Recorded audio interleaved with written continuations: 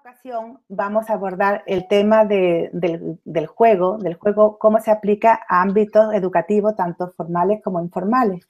Y para ello está con nosotros Victoria Hernández, que ha hecho un estudio etnográfico como investigación en el trabajo final de máster de Educación y Comunicación en la red de la UNED.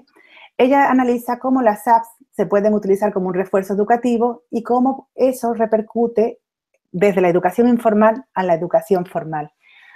Así que buenos días, Victoria, y encantada de que estés con nosotros, de que participes contando tu experiencia, y estaríamos encantadas de que nos explicaras brevemente en qué ha consistido tu investigación. Bueno, el objetivo de la investigación era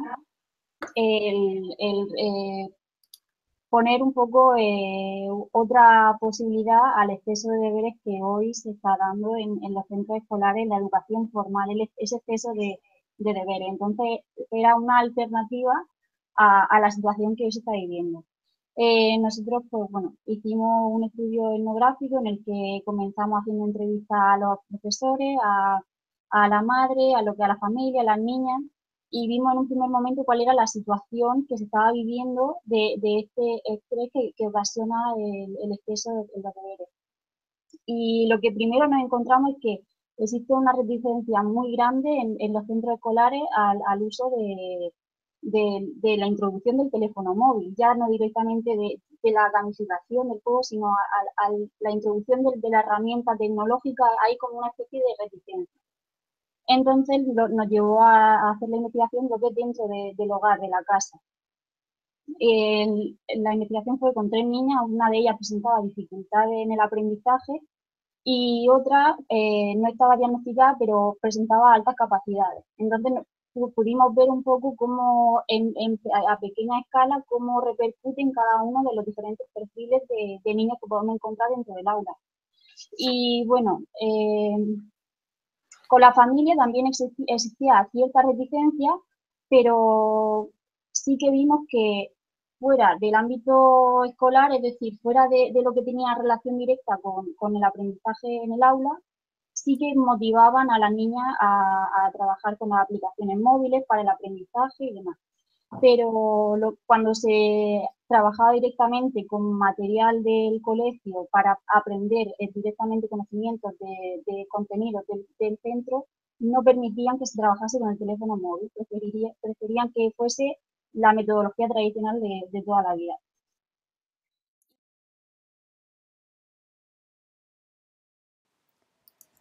La escuela desde siempre ha castigado el error, lo ha penalizado, y ese ha sido uno de sus mayores errores. Sin embargo, tú has podido comprobar que el propósito del juego y de la gamificación es premiar a la gente por ciertos comportamientos, y eso lo habrás visto reflejado pues a la hora de realizar un dictado en la app donde se le premia y se le motiva para seguir avanzando. ¿Cómo has reflejado eso en tu investigación? Pasaba en clase era que realizaban el dictado semanalmente, realizaban un número determinado de dictados. Y la profesora, uno alumno se lo corregía al compañero, es decir, el niño sentía un poco la presión de que el compañero estaba viendo los fallos que yo estoy cometiendo. Y era lo típico, ¿no? El boli rojo, el redondel, el número de faltas que has puesto. Entonces, era muy diferente con lo que ocurría con la aplicación, porque la aplicación directamente no te marcaba los fallos, sino que era una superación con tu nivel, tus capacidades y tus necesidades, la que te iba marcando el juego, te iba marcando los niveles de superación que tú ibas haciendo tú mismo, no en comparación con el resto de compañeros, cuando la diferencia entre capacidades y necesidades de un niño a otro cambia mucho. Y esa, yo creo que una de las cosas buenas que tiene la gamificación es esa, ¿no? Que se centra en la evolución del propio niño y no en el conjunto de una clase que hay mucha diversidad. O sea, aunque haya niños que no presenten necesidades ni diagnosticadas ni nada, que es muy diferente un niño de otro. Y eso es una de las cosas buenas que además ayuda a la motivación del propio niño a no tener ese miedo y esa fobia a enfrentarse a hacer el dictado, sino que se vio, por ejemplo, en casa que la madre no tenía la certeza de que su hija estuviese jugando con la aplicación móvil, ¿no? La madre era como, yo creo que no han jugado, yo creo que no lo han tocado. Y luego me ponía a hablar con las niñas y directamente las niñas me decían que sí, pues mira, he ido mientras que estaba en el salón viendo la tele, pues he aprovechado y me he puesto a hacerlo. O sea, los padres no eran conscientes de que las niñas se sentían motivadas por coger la aplicación. Bueno, otra de las cosas buenas que permitía era que podían realizarlo en diferentes puntos de tanto de la casa, ¿no? Como fuera de la casa en momentos de stand-by y demás, que eso le ayudó mucho a economizar el tiempo de trabajo, que básicamente era uno de los mayores problemas que tienen los niños hoy, ¿no? Que no tienen tiempo para realizar todas las actividades durante la tarde porque tiene que ser en un mismo espacio, en el escritorio, sin moverse, lo que con la aplicación móvil pues podían ir pues fuera de casa mientras iban en el coche y eso fue una de las ventajas que también descubrimos que en un primer momento pues no las tuvimos en cuenta y luego aparecieron. Efectivamente, como tú dices, el aprendizaje basado en juegos ofrece la posibilidad de variar de contexto. Esas variables de intermediación van a influir y van a mejorar la motivación de los estudiantes. Y si nos fijamos, a la larga van a ser una mejora de las instalaciones institucionales, de la formación y de la educación reglada. Además, en este caso estamos hablando de una aplicación concreta que era... La aplicación era palabras correctas. Y incidía directamente sobre adquirir habilidades lectoescritoras, Sí. que digamos que se puede utilizar en el ámbito formal para desarrollar esas habilidades en la infancia, en lugar de castigar las faltas Claro, y fomentar esa competitividad que tú dices dentro del aula. El claro, individualismo de que yo saco mejores puntos y otro saca menos claro. y se está potenciando el fallo. Y eso, pues, eso lo has podido tú comprobar, que incluso como comentas, cómo incidía en el clima familiar, que son, Sí. ¿cómo lo has visto tú que repercutía eso en el ambiente La familiar? aplicación, bueno, es decir, una de las niñas, nosotros estábamos trabajando con la falta ortográfica, lo que es la ortografía, ¿no? Básicamente con la niña. Una de las niñas presentaba dislexia, ¿no? Entonces, una de las dificultades que tenía la niña, sobre todo en el colegio, era la habilidad lectora y escritora de la falta de ortografía. Ahí sí que tenía bastantes problemas la niña y era una de las que mayores dificultades presentaban en clase, ¿no? Entonces la aplicación, por un lado, permite hacer una especie de competición entre todos, ¿no? Pues, da la posibilidad, esa es la diferencia, que da la posibilidad de hacer una especie de ranking entre todos los niños o trabajar tú mismo. Es decir, Ujú. cada uno y luego la profesora te va haciendo como un listado de las marcas que ha ido haciendo cada niño y la profesora puede ir revisando eso, tanto la profesora como los padres, ¿no? Ya no queda solo el trabajo o en clase o en casa, sino que es un listado que pueden estar dentro de todo el contexto escolar, tanto contando también con la familia, incluyendo también a la familia. Entonces, otra de las cosas que pasaba es que dentro de casa la madre sentía muchísimo estrés por intentar ayudar, por ejemplo, a esta niña que presentaba dislexia porque veía que tenía mucha dificultad en el colegio para poder seguir el ritmo de los otros niños. Y con la aplicación móvil lo que vio fue que ya no tenía ella esa presión, ya no creaba ese clima de estrés y esas disputas, porque en casa era como, algunas veces era un poco estresante la situación que vivía, sobre todo creada más bien por la madre, por la incapacidad que tenía por ayudar a esas niñas. Entonces, con la aplicación móvil, sintió, en la entrevista, en la última entrevista, al final de la prueba, sintió, es verdad, esa tranquilidad de decir, bueno, yo no tengo por qué saberlo todo porque yo realmente pues no tengo los conocimientos que ellas tienen a las que le tienen que enseñar. Entonces la aplicación móvil era como la herramienta mediadora del aprendizaje del niño y no Ujú. creaba ese estrés, se redujo bastante. Claro, y además, como tú dices, esas metas que ibas consiguiendo la motivaban a las niñas hacia a convertir aquello en un entorno agradable, a que le gustara la asignatura, le gustara hacer dictados, que de otra forma lo que hace es un sentimiento de repulsa, ¿no? Que te vas excluyendo cada vez más, ¿no?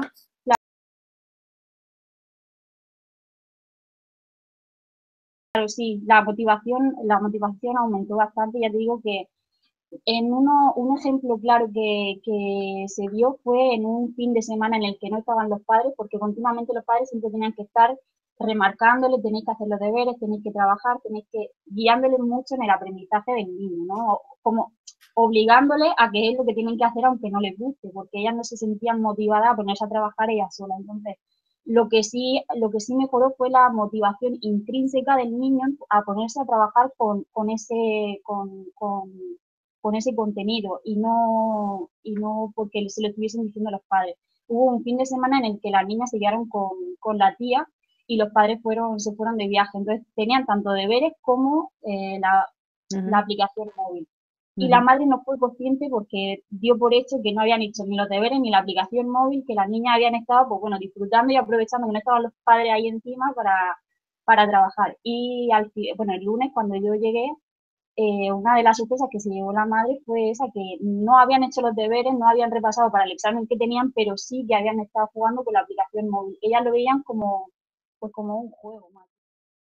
Ha llevado un tiempo de investigación, todo esto ha repercutido en los resultados académicos en el ámbito formal, ¿no? Sí, y claro, pero la profesora sí que vio sobre todo en la niña que presentaba pues, bueno, más facilidad de aprendizaje, ahí es donde más rápido se iba a ver si funcionaba eso o no. Y sí que vio que había mejorado bastante en los resultados. Y también de forma directa en las propias niñas, sí que ellas percibieron que tenían más facilidad a la hora de enfrentarse a ese trabajo de dictado dentro de clase, sí que sentían menos miedo, sentían más seguridad porque habían estado practicando sin quererlo, practicando con la aplicación. Y la profesora sí que fue consciente. En un primer momento no estaba muy a favor de poner en práctica ese trabajo y luego sí que, aunque costándole, reconoció que sí que había existido una evolución. Claro. Y tú que ves que ha sido tan positivo y que hay estudios que lo demuestran, ¿a qué crees que es debida esta reticencia por parte del ámbito formal? ¿Cómo crees que se podría introducir? Yo creo que introduciéndolo, a ver, al final hay que dejar un poco que cada uno vea realmente que sí funciona. Por ejemplo, en el caso de esta profesora a la que estoy hablando, la profesora se iba a jubilar al año siguiente, es decir, había nacido una generación y se había eh, criado en un ambiente muy diferente al que hoy se está dando en clase. Entonces, creo que el hecho de ver que realmente funcionaba, pues bueno, le abrió un poco la ventana a la posibilidad de poder trabajar de esa forma. Yo creo que al final es, pues, sí que le es más fácil a la gente de los 80, 90, ¿no? Porque es cuando empezaron a aparecer los videojuegos, los recreativos, ¿no? Ahí la gente está más familiarizada con ese ambiente.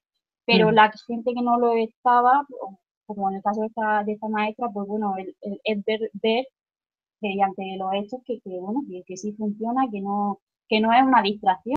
Cambiar un poco el concepto de juego, ¿no? Más que, sí que gamificación de juego, pero un juego para aprender. Como vemos, como nos comentaba Victoria, el juego constituye una herramienta evolutiva que, como es una simplificación de la realidad, nos permite ir comprendiendo nuestro mundo y las reglas que os rigen en un aspecto concreto. Y además, todo esto de forma segura y asequible.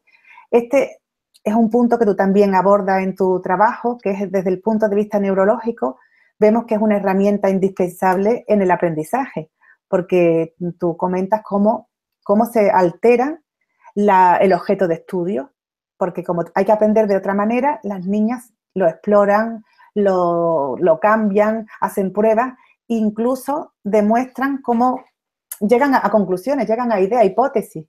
Y esto lo permite el juego, porque permite demostrar esa hipótesis además en un entorno no competitivo, de no rivalidad, de un entorno seguro.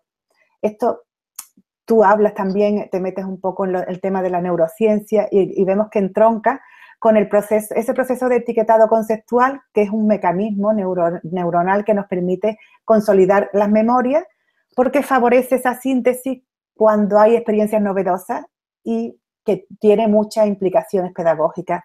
Por eso, este trabajo que tú haces y que te lo llevas del entorno informal y ves la repercusión del ámbito formal, pues consideramos que habría que apostar por fomentar las prácticas donde la gamificación se lleve no como un juego desorganizado, sino como algo con unos objetivos y que tenga una repercusión en el ámbito académico. De todo esto que hemos ido viendo, ¿tú qué añadirías más como experiencias importantes que te llevas de esta investigación que has hecho? Que creo que dentro de la educación también hace falta un poco la libertad de que el niño experimente, ¿no? De que el niño toque y vaya buscando él y vaya buscando, pues como tú has dicho, sus propias conclusiones, vaya sacando sus propias conclusiones. Eh, eso hace que el niño pueda desarrollar su propia creatividad, ¿no? Y capacidad de qué es lo que a mí realmente me gusta y no terminar siendo ingeniero si a mí lo que me gusta es pintar, ¿no? Es un poco el poder dejar que el niño no conducir tanto la educación hacia una misma dirección y matemática y lengua y matemática, y no, vamos, es un poco descubrir un poco partiendo de la creatividad de cada niño, qué es lo que le gusta, qué es lo que mejor se le da, y un ambiente, yo creo, más libre, donde el niño pues, puede buscar qué es lo que realmente se le da bien para dedicarse al final de la Sí, y vida. también tener en cuenta, pues, eso, la multidisciplinaridad, ¿no? Que no todo tiene que estar enfocado hacia asignaturas estancas, Claro, sino que hay una periferia alrededor del conocimiento que está incidiendo directamente en lo que es el aprendizaje y aprendizaje disfrutando de ese aprendizaje, no que sea algo tedioso y eso, esa implicación que encontramos en el juego, pues la podemos llevar precisamente al ámbito académico como a otros muchos ámbitos, reforzando el proceso de enseñanza-aprendizaje, pero requiere pues por parte del profesorado también que haya prácticas didácticas donde esto se haga con un rigor y un seguimiento. que puedan trabajar cada uno a su ritmo, que no haya esa competitividad ni esa frustración del propio niño porque tengo que hacer, porque la clase tiene que ser de esta manera y el niño aprende mejor de otra.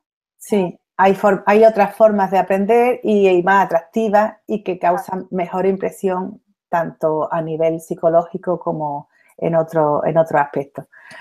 Bueno, pues yo creo que ha sido muy gratificante la experiencia que nos has contado, que además tu investigación, os pondré el enlace, se encuentra en el espacio de la UNED, la podéis descargar para ver cómo ha sido todo el proceso, que es amplio y tiene muchas técnicas con las que ha llegado a conclusiones muy interesantes y os animo a echarle un vistazo y además que tenemos abierto a que cualquier cuestión que surja sobre el tema, pues también la compartáis en los foros y se la trasladaremos a la investigadora que nos podrá aclarar algún punto más. Encantada de poder aportar algo más y así, sí. Pues muchas gracias, Victoria. Ha sido un placer estar contigo hoy. Igualmente.